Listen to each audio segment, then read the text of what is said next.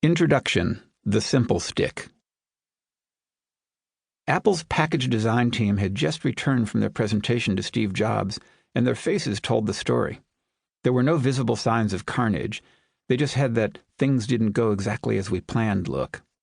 I felt bad for them because I knew they'd been pouring their hearts into a project for several weeks, trying to solve a thorny packaging issue. I was working on an unrelated project in the building and had been invited into their high-security, hermetically sealed chamber at several points to join the brainstorming. While the team was decompressing after their Steve meeting, I crossed paths with the project leader in the creative group's kitchen. "The suspense is killing me," I said. "How did it go this morning?"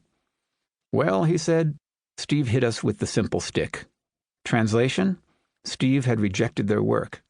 Not because it was bad, because in some way it failed to distill the idea to its essence. It took a turn when it should have traveled a straight line. In this case, it hadn't even been the creative effort that bothered Steve. It was the project itself. The person leading the project had directed the team to create packaging for two versions of the same product. Steve had decided this was brain dead. "Just combine them," he said. "One product, one box." There was no need to explore the idea of a second package. He was right. It was simpler, quicker, better. The conversation was over in minutes, and it left one very smart and talented group of people wondering why they hadn't thought of that before. The simple stick symbolizes a core value within Apple. Sometimes it's held up as inspiration. Other times it's wielded like a caveman's club. In all cases, it's a reminder of what sets Apple apart from the other technology companies and what makes Apple stand out in a complicated world. A deep, almost religious belief in the power of simplicity. As those who have worked with Apple will attest, the simpler way isn't always the easiest. Often it requires more time, more money, and more energy. It might require you to step on a few toes, but more times than not, it will lead to measurably better results. Simplicity has been a driving force at Apple since the earliest days of the two Steves, Jobs and Wozniak. It inspired them to create a computer that could actually help a human being accomplish something wonderful, as opposed to just processing data in the dark basement of some faceless corporation.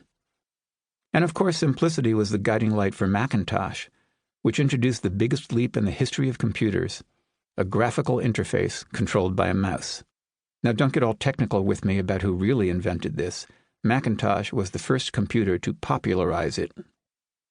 When Steve Jobs took the stage to announce Macintosh in 1984, he used words that would resonate for decades to come. He called it insanely great. It was the kind of insanity that caused people to line up around the block to get a closer look at this technology milestone. When Steve returned to Apple after 11 years in exile, so did the insanity, and the line started forming once again. First, he reignited computers, iMac. Then he revolutionized music, iPod and iTunes, then smartphones, iPhone, and most recently computers all over again, iPad.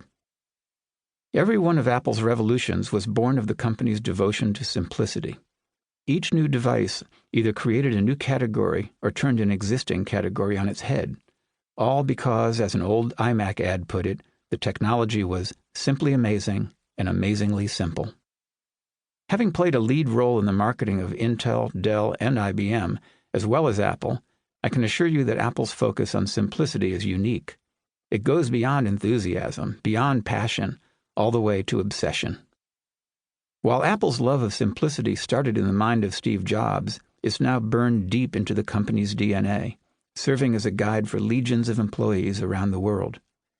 It pays off in the satisfaction that comes with sparking revolution after revolution.